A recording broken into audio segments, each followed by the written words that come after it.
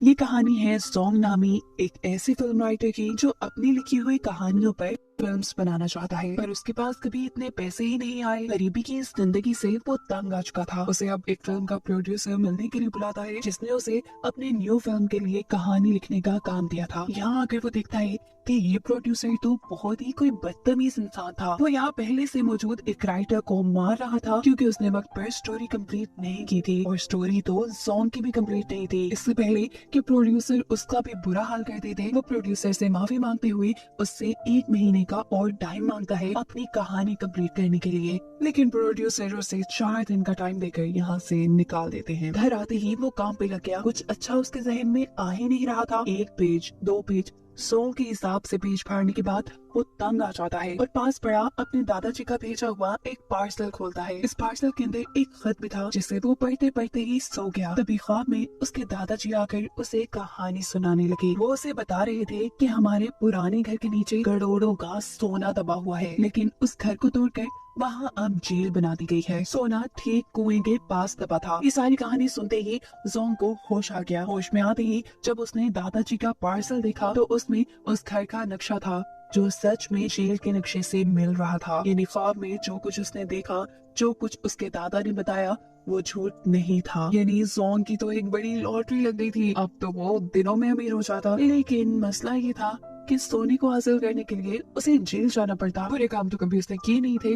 अब जेल जाने के लिए वो क्या करता है कि अपने नेबर्स का लैपटॉप चुरा कर नीचे गिरा कर तोड़ देता है। उससे में उसके नेबर्स उसे पुलिस में अरेस्ट करा देते हैं और फाइनली वो जेल में पहुंच जाता है। जेल में तो सभी कहते हैं किसी की बर्थडे पार्टी बना रहे थे, और ये था ग्रैब। ग्रैब उसके पास आकर उसे भी पार्टी में शामिल होने को कहता है और बताता है कि एक जमाने में उसका भी जोंग नामी एक अच्छा दोस्त था। ग्रैब बिना उसकी बात सुने उसे अपना दोस्त बना लेता है और कहता है कि अब से तो मेरे दोस्त हो ना, इसलिए तुम्हारी हिफाजत की सारी जिम्मेदारी अब मेरी। तुम्हें यहाँ कोई नुकसान नहीं पहुँचा पाएगा। जिसके बाद अब हमें दिखाया जाता है कि जोंग इस जेल का विजिट कर रहा है, गौर से देख रहा है और वो जगह ढूंढने की कोशिश कर रहा है जहाँ सोना दबा हो सकता है। जिस वक्त पर उसे यहाँ एक और कैदी मिलता है जो उसे बताता है कि इस जेल में 2 ग्रुप्स बने हुए हैं। एक ग्रुप ग्रैब का था तो दूसरा ग्रुप था बाओ का। बाओ जो कि एक बहुत ही खतरनाक कैदी था। सभी लोग उससे डर कर रहते थे, जबकि दूसरी तरफ था ग्रैब जो कि बहादुर होने के साथ साथ अच्छा भी था। वो अपने ग्रुप के किसी भी बंदे का किसी भी किस्म का नुकसान होने नहीं देता था। वो हर तरह से उनकी हिफाजत करता था। इस कैदी से ये सारी कहानी सुनने के बाद जोंग कहता है, अरे नहीं नहीं, मुझे किसी ग्रुप में नहीं शामिल होना। वो लोग बातें कर ही रहे थे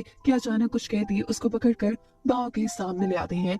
ये असल में बाओ के ग्रुप के लोग थे जो उसे टॉर्चर करते हैं, कभी उसे मारते हैं तो कभी उसका मुंह पानी में डुबाते हैं, और ये सारे काम वो इसलिए कर रहे हैं कि डर कर जोंग बाओ का ग्रुप ज्वाइन कर ले। जोंग के साथ साथ यहाँ आए सभी कहती टॉर्चर से तंग आकर उनके ग्रुप में शामिल होने का फैसला कर लेते हैं। अब बाओ के ग्रुप का रोल था कि जो भी नया बंदा उनके ग्रुप में एंटर होता उसे बाओ की थूकी हुई चाय पीनी पड़ती थी। सारे कैदियों से डरा धमका कर ये काम करवा लिया जाता है, और जब बाओ की वो गंदी थूक वाली चाय पीने का टाइम आता है तो अचानक कोई उसके हाथ से कप गिरा देता है। ये और कोई नहीं था बल्कि ग्रैब था। वो बाओ से कहता है कि जोंग मेरे ग्रुप का बंदा है, क्योंकि वो मेरे रूम में रहता है, इसलिए यहाँ से तुम उसके ऊपर कोई जबरदस्ती नहीं कर सकते। ग्रैब और ग्रैब के लोग जोंग को अब यहाँ से लेकर चले जाते हैं, और जोंग के उसके हाथ से निकल जाने की वजह से बाओ को यहाँ आ जाता है गुस्सा, जिसका मतलब वो अगले दिन उसके खाने में कॉकरोच मिला कर लेता है और जबरदस्ती उसे वो खाना खाने पर मजबूर करता है। जो सारा तमाशा ग्रैब देख चुका था, और इसीलिए इन दोनों ग्रुप्स में लड़ाई शुरू हो जाती है। खैर ये लड़ाई तो खत्म हो ही गई। अगले दिन हमने देखा कि जोंग को जेल की साफ सफाई का काम मिला है। उसने मौके का फायदा उठाया और काम करते हुए उस पुराने कुएं की तलाश में लग गया जिसके आसपास सोना दफन था। उसकी ड्यूटी भी खत्म होने वाली थी। सफाई करते करते वो लाइब्रेरी में पहुंचा, जहां वो भी कुएं का पता चलाने की कोशिश में ही था कि अचानक पीछे से बाओ और बाओ के लोग आ जाते हैं जो उसे पकड़कर मारना शुरू कर चुके थे।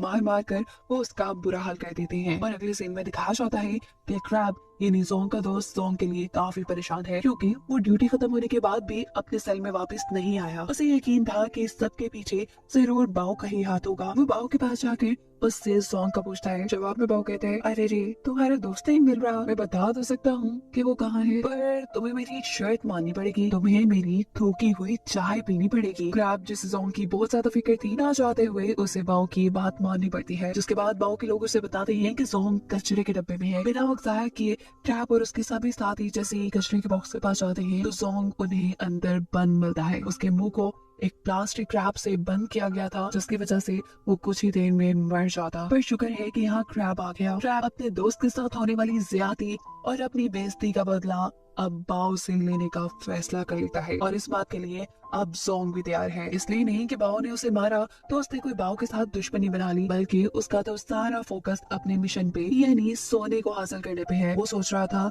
कि अगर इन दोनों ग्रुप्स की लड़ाई हुई तो उसे अच्छा खासा वक्त मिल जाएगा यहाँ जेल के अंदर सोने की जगह ढूंढने का। अगले सीन में दोनों ग्रुप्स की लड़ाई हो जाती है। सभी आपस में लड़ रहे थे। गार्ड्स इनको बचाने की कोशिश में लग जाते और मौका पाते ही सिक्योरिटी गार्ड से जोंग स्टोर की चाबी चुराते हुए स्टोर की तरफ बढ़ता है। पर इससे पहले कि वो स्टोर को खोल पाता, पीछे से बाओ और उसके आदमी आकर उसकी खूब फैटी दिखाते हैं। लड़ाई करने की वजह से अब क्रैब, जोंग और बाओ को सबसे अलग-अलग जेल में बंद कर दिया गया था, जहाँ रहते हुए जोंग अपना मकसद पूरा नहीं कर सकता था। उससे में यहाँ पर जोंग क्रैब से कहता है कि यार बस करो, मुझे तुम्हारी मदद की जरूरत नहीं, तुम मेरे लिए नहीं लड़ा करो, मैं अपनी हिफाजत खुद कर सकता हूँ। जब से तुम मेरी जिंदगी में आए हो मेरी जिंदगी मुश्किल हो गई है। ये सारी बातें क्रैब को उदास कर गई थी। वो तो जोंग को अपना दोस्त मानता था। वो जोंग को अब अपनी कहानी सुनाता है कि क्यों वो जोंग की हमेशा इतनी केयर करता है। उसका जो पुराना जोंग नामी दोस्त था, उसने क्रैब को गैंगस्टर्स से बचाने के लिए अपनी जान दे दी थी। क्रैब को जोंग के अंदर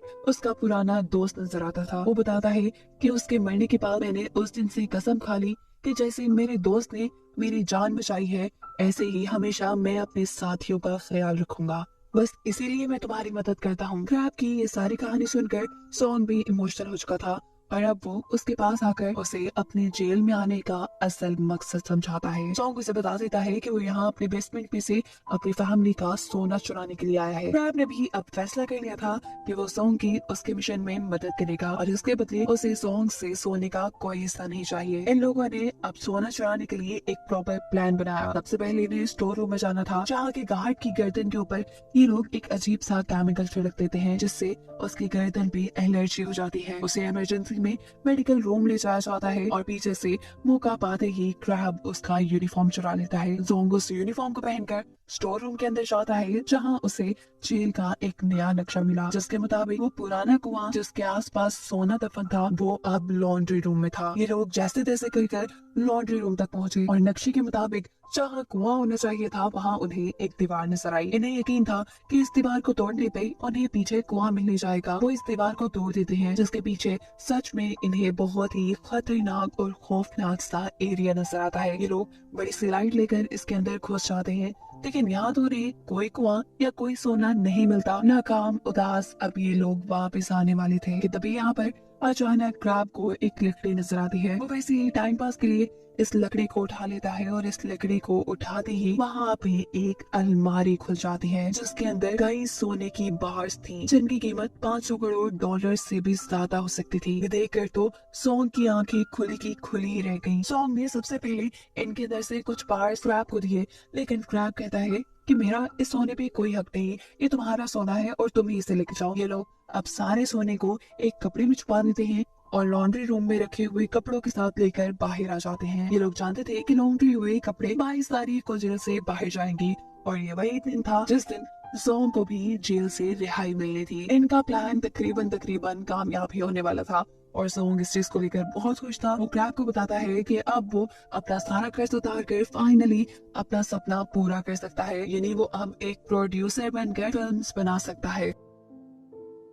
क्रैब का साफ दिल देखकर जोंग ने अब क्रैब से वादा किया कि जब वो भी जेल से बाहर निकलेगा तो वो दोनों मिलकर एक रेस्टोरेंट बनाएंगे, जो कि सिर्फ क्रैब का होगा। सब कुछ तो प्लान के अकॉर्डिंग ही चल रहा था, पर ये बाहो वो उन्हें सुख का सांस थोड़ी लेने देता। वो फजूल में ही इनसे लड़ाई कर लेता है, जो कहते हुए जोंग का छुपाया हुआ सोना उसके सामने आ जाता है। इनकी इस लड़ाई के चलते यहाँ पर गार्ड्स भी आ चुके थे। इससे पहले कि सोना उनकी नजरों में आ जाता, पता चलता है कि ये तीनों सोना छुपा चुके थे। बाहो यहाँ पुलिस वालों से झूठ बोल देता है कि जोंग का पाँव फिसल गया था, हम लड़ाई नहीं कर रहे थे, मैं तो यहाँ उनकी मदद करने के लिए आया था। जोंग भी उसकी हाँ में हाँ मिला चुका था, और अपने दुश्मन के साथ जोंग को मिलता देखकर क्रैब को बहुत हैरानी होती है। उसके दिल में ये बात आ गई थी कि मैं जो उसके लिए इतनी मेहनत कर रहा हूँ मेरे जोंग के दिल में कोई इज्जत नहीं, उसके लिए तो सोना ही सबसे इम्पोर्टेंट है। और ये सोचते हुए वो अब दिल ही दिल में जोंग से दोस्ती तोड़ चुका था। वो अब जोंग का और साथ नहीं देने वाला था, इसलिए वो बाओ के साथ मिलकर यहाँ से भाग जाने का प्लान करता है, जिसमें क्रैब अब उसका साथ नहीं दे रहा था। पर अगले ही सीन में जब क्रैब को मालूम होता है कि उसकी बेटी बहुत ज्यादा बीमार है, इतनी कि उसे सर्जरी करनी पड़ेगी, इसलिए वो ना चाहते हुए भी अब जोंग का साथ चाहता था। उसे जोंग का सोना नहीं चाहिए था, वो बस जोंग के साथ उनके प्लान में मिलकर यहाँ जेल से भागकर अपनी बेटी के पास जाना चाहता था। फिर उन्होंने आज से 2 हफ्ते बाद जेल में होने वाली एक पार्टी में सबको चकमा देकर जेल की एक पुरानी सुरंग से यहाँ से बाहर निकलने का प्लान बनाया। प्लान तो अच्छा था, लेकिन एक नई प्रॉब्लम थी। जोंग जो कि 22 तारीख को छूटने वाला था, वो कैसे अपना सोना लेकर यहाँ से बाहर जाता। उसे सोने को अपने साथ ले जाने के लिए बाओ के साथ प्लान के अकॉर्डिंग चलना था। अब अपने प्लान के मुताबिक चलने के लिए जोंग और बाओ दोनों मिलकर लड़ाई करते हैं। लड़ाई के चलते जोंग को कुछ और दिन की सजा हो जाती है और ये लोग अपने प्लान के ऊपर काम करना शुरू कर देते हैं। पार्टी के दिन भी करीब आ गए थे। इन्होंने क्लोरीन गैस से गुब्बारे फुलाए, जिसके अंदर ये लोग आग लगाकर सब लोगों को डाइवर्ट कर सकते थे। जिस वक्त यहाँ पर इंस्पेक्टर अपनी स्पीच कर रहे थे, तभी जोंग और बाओ ने सभी गुब्बारों में किसी बम की तरह आग लगा दी। मौके का फायदा उठाते हुए ये लोग उस टनल की तरफ निकल गए जहाँ से दूसरी तरफ समुद्र था। टनल में चलते चलते इनके सामने अब वो दरवाजा भी आ चुका था, जिसके दूसरी तरफ समुद्र था। दूसरी तरफ गार्ड्स को भी ये पता चल गया था कि 3 कैदी गायब हैं और ये सब जो कुछ यहाँ हुआ है वो जरूर इन कैदियों का ही किया धरा है। जहाँ इन लोगों ने अपने बनाए हुए एक बॉम्ब के जरिए जहाँ वो बड़ा सा दरवाजा तोड़ दिया, जिसके दूसरी तरफ समुद्र था। बाहर बाओ के आदमी कश्ती लिए तैयार थे। अब फाइनली बस इन्हें यहाँ से भागना था, लेकिन इस वक्त पर बाओ दोबारा इन्हें धोखा देता है। वो अपना चाकू निकालकर इन दोनों को यहाँ कत्ल करने वाला था, क्योंकि उसके दिल में लालच थी। वो सारा सोना खुद हासिल करना चाहता था। इससे पहले कि बाओ क्रैब को मार देता, जोंग उसके सामने आ चुका था और इसीलिए वो बहुत ज्यादा जख्मी हो गया था। दिखाया जाता है कि इसके बाद इन तीनों के दरमियान भी लड़ाई शुरू हो जाती है। बाओ जो कि एक खतरनाक क्रिमिनल था, उन्होंने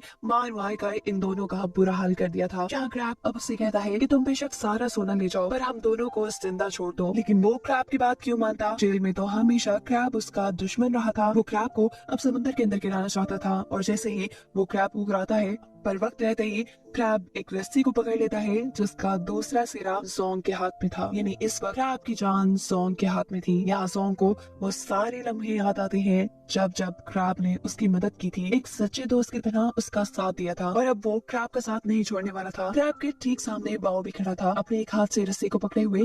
क्रैब उसे चकमा देते हुए जल्दी से पानी में गिरा देता है और दूसरी तरफ जोंग अपना पूरा जोर लगाते हुए अपने दोस्त क्रैब को समुद्र में गिरने से बचा लेता है। बाओ तो मारा जा चुका था और इनके सेफली जेल में वापस आते ही जहाँ सिक्योरिटी गार्ड्स भी उन्हें ढूंढते हुए आ चुके थे, जिन्हें देखकर ये दोनों अपने आप को शराफत से उनके हवाले कर देते हैं। जेल से भागने की कोशिश की वजह से इनकी सजा थोड़ी बढ़ाई तो जाती है, लेकिन कहानी के आखिर में एक अच्छी चीज हमें ये बताई जाती है कि क्रैब जिस वजह से इस जेल से भागने जा रहा था, वो वजह खत्म हो चुकी थी। यानी उसकी बेटी का इलाज अच्छे से हो गया था। और दूसरी तरफ जो सारा सोना ये लोग यहाँ से लेकर भागने वाले थे, गवर्नमेंट उस सोने के वारिस का पता चलाते हुए ये ऐलान करती है कि ये सोना जोंग के ग्रैंडपा का था और क्योंकि अब वो इस दुनिया में नहीं रहे, इसीलिए सोने का असल हकदार सिर्फ जोंग ही है। उसका अब अमीर होने का सपना पूरा हो गया। वो जैसे चाहता था अब वो वैसे जिंदगी गुजार रहा है। वो एक प्रोड्यूसर बन चुका है और अपनी ही लिखी हुई कहानियां अपने ही तरीके से फिल्म करता है। उसने अपने सबसे अच्छे दोस्त क्रैब के साथ मिलकर रेस्टोरेंट में बनाया है और यही सब बताते हुए ये कहानी यहाँ खत्म हो जाती है।